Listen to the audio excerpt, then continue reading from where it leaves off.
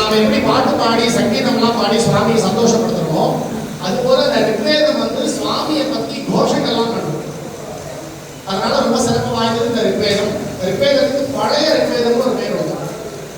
தோன்றின வேதங்கள்ல ரொம்ப முதன்மையானது ரிக்வேதம் தான். அப்படியான விசிஷ்ட குணமுடைய ரிக்வேத சமர்ப்பணம் செய்யப்பட்டு அதனை தொடர்ந்து இப்பொழுது யஜுர்வேதம்.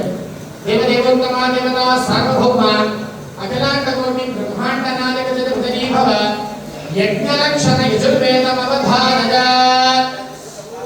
ஓம் விசேகோர்ஜேத்வா பாகவஸ்தோ பாகவஸ்த தேவோ வஸ்ஸவிதா பிரார்ப்பயதோஷ கர்மாய கர்மணே.